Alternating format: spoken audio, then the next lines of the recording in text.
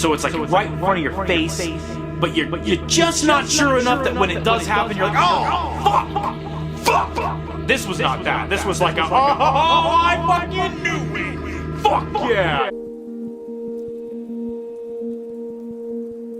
Happy Thanksgiving, you guys. It's Dante Graves here, and I'm going to talk about a new movie I seen called Thanksgiving. I don't know where to begin with it because everyone else has seen it already, but you came to me personally because you want to hear what I thought of the movie, right? I hope there's chip crumbs all over me. I was watching the Detroit Lions get just absolutely butt blasted by the fucking Green Bay Packers, and I was like, man, I could sit here and watch this game, or I could go and record a video. I wanted to do a crazy Dante's Drive-In where I covered all these things I've seen, because I've seen so many things, but I want to pivot now to just talking about one movie, because I think that'd be a lot more manageable and I'd be able to get more of them out, and I see so many fucking movies. So anytime a horror movie comes out, how about we make a pact? I come and I sit here and I tell you what I thought of it, because I could have told you what I thought of Five Nights at Freddy's. It was alright. I could have told you what I thought of Exorcist Believer. It was alright. I could have told you what I thought of The Nun 2. It was fine, but the theater experience I went in sucked because these people had a fight in the theater and this fucking dude answered his phone and there's a person next to me that didn't speak English and then their boyfriend was like translating the movie for them in real time. But I went to see Thanksgiving and I had an awesome experience at the theater. And so much so, it's Thanksgiving today and I'm going to go again with my friend Gwen. We're going to go see Thanksgiving again. When you see this video, I'm not sure. You might see it after. But Gwen and I are going to go see it again because it was so fucking fun. I wanted to go again. Okay. So obviously we all know it was based on the fake trailer for Grindhouse, which, hey, I got that over here. Grindhouse. The double feature between Planet Terror and Death Proof. Super awesome. And there was a bunch of fake trailers, one of which also became a movie, and that was Machete. But then Thanksgiving did one other one come with a movie? I'm not sure. I know Machete did, and I know that Thanksgiving obviously did.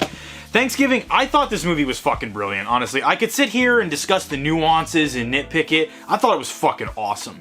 And in fact, I'm gonna spoil the movie here, so if you haven't seen it yet, this is what I'm telling you to do. Go fucking see the movie now. You owe it to yourself. You have no right to bitch that we don't get cool slasher movies like this anymore if you didn't go and support this movie, because this movie was awesome. Especially, it's a Thanksgiving classic that we're all going to watch and revisit every year. We already know that part too.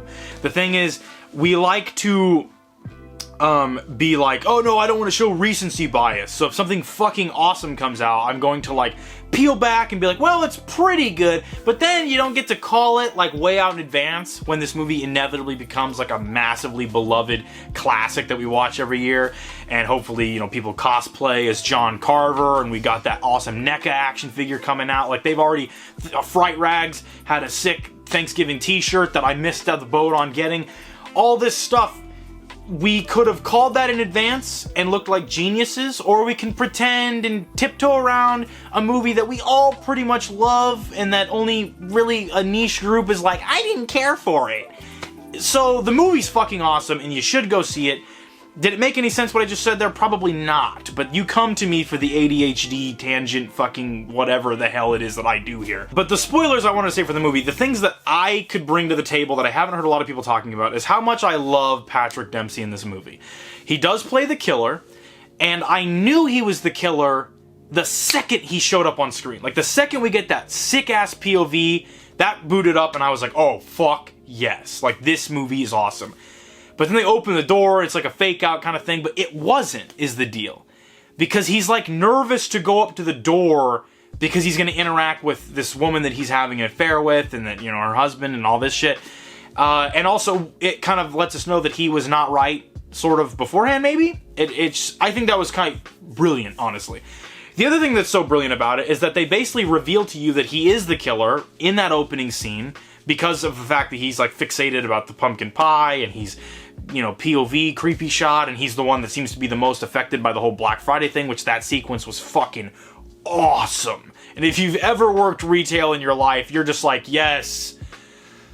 Like it's just so cathartic to watch that, because it's just like, that's how it be though. So they already basically revealed that he was the killer. And I know that there was some debate. They kind of threw in some like, oh, it could be the boyfriend character because he hurt his arm and he's a football player and he's been gone for a while and he's wearing the jumpsuit. And all that stuff was like red herring, red herring, red herring. You know, because the Patrick Dempsey, the movie basically is like, we know he's the killer, you know he's the killer, just go with us on this. And when they have Patrick Dempsey, like, these little subtle jokes he makes throughout the movie that are like darkly funny because we know something that the characters in the movie don't, and we're kind of like rooting for Patrick Dempsey as the killer, John Carver. We're kind of rooting for John Carver, and we empathize with his demented sense of humor, and they give him little character quirks as a slasher that we haven't seen before, like when he feeds the cat and pets it afterwards. That's fucking awesome. And the method of the killings are all every single kill is like candidate for best kill. But then when Patrick Dempsey says shit like, she's like, oh, I'm not too good at cooking turkey, and I don't think I'll be good this year. He's like, no, I'm sure you'll make a lovely Thanksgiving dinner or something like that. And it's just so like, we've seen the trailer where that bitch is getting cooked and stuff. So we know. The movie knows. Patrick Dempsey's character knows. John Carver knows. And so we're like, oh, you sly dog. When he's talking to the girl after she just escaped the killer in a pretty cool chase scene at the high school. And he's like, come on, just, you gotta think of anything. Any little mistake that the killer might have made because, you know, that's how these guys get caught. That is fucking brilliant. How the movie is teasing the characters in the movie. But it's just on that line enough that if you didn't know, there was a chance you could have missed that he's the killer. But on every rewatch, it's going to be like the original Scream, how every rewatch, it actually gets better after you know the twist. You know, you'll never get the satisfaction of like when you first had that twist revealed again, but you'll get the satisfaction of watching it back and picking up on these little cues that he is the killer. It's not like they wrote a whole movie with a mystery killer, and then at the very end, they just picked a character out of a hat, and now they're the killer. Twist! You never saw it coming! It's like, the best twists are the ones that are foreshadowed heavily beforehand, so it's like right in front of your face, but you're just not sure enough that when it does happen, you're like, oh, fuck! Fuck! This was not that. This was like oh, I fucking knew it! Fuck yeah! The one fucking thing about the movie that I was like, damn it! When the final girl escapes from like his little fucked up Thanksgiving dinner, which that scene's brilliant. I love his little microphone. He's got the warped voice and he's like saying all these dark puns like, you might want to let that breathe a while, when he cuts out her fucking jugular. I'm just like, oh, dude, this movie's fucking badass. When she escapes, I'm like, oh shit, it's like the Living History Farms, like, you know, historical society that they have there. That's where the final chase is going to be. That's fucking brilliant. And they kind of ended up like fading to black and then cut to like after the chase has already concluded, which that disappointed the shit out of me. I guess you could say the climax was the dinner table scene, and it works. I think I'm going to see it again. I'll probably, now knowing that there isn't some really cool chase scene, I'll be more fine with it. But I really would have, I love the look of the John Carver killer. And I loved the final girl, and I loved the dynamic they had together. So I'm like, let's, let them kind of cat and mouse each other, and this is the perfect setting to do it, and it's isolated, but it matches the Thanksgiving vibe, which that's another thing. The whole movie has like that Thanksgiving vibe the whole time, and I think that's fucking awesome. But, yeah, I thought that was sick. And then, when they kind of just cut to black, and then it goes into like the, fake out climax, I'm like, oh, okay, I guess we're done with that. And I was initially kind of disappointed that the killer, that Patrick Dempsey spends the whole like actual climax of the movie out of the John Carver costume. I was like, no, that's fine, because he's acting amazingly. Like his performance is fucking awesome. I loved him as the killer. And he gets those like black gloves on afterwards, and he's like a giallo killer, which if you know anything about Eli Roth, I personally love Eli Roth. 1, he's sexy as fuck. 2, Cabin Fever, Hostel 2, Green Inferno, we're good. He could have made Knock Knock 10 times, and I'd still be like, yeah, but he did those 4 movies. And so I'm like, we're all good. I love those movies. I know a lot of people are like, Cabin Fever's fucking dumb, Hostel's fucking dumb. Nah, dude. Cabin Fever, I can maybe understand, but I still like Cabin Fever. Hostel and Hostel 2, though. Also, he's the bear Jew in Inglourious Bastards, who's like, fucking, like, the best part of that movie, too. I mean, I love that movie, but he's my favorite character in that movie. So, with that being said, I really don't have anything else to say about Thanksgiving other than it was fucking awesome, and I give it my absolute highest recommendation possible. So, yeah, and I will see you guys next time. What's the next thing I'll probably review? I don't know, maybe It's a Wonderful Knife. I didn't see that in theaters, but I know it's coming to Shudder. I'm really over those fucking, like, you know, like, oh, it's a slap. Like, oh, here's a great example. Where the fuck is that movie at? This movie. I'm over movies like this. You know what this is? This is the final. It's got that sticker on. Let me get that sticker.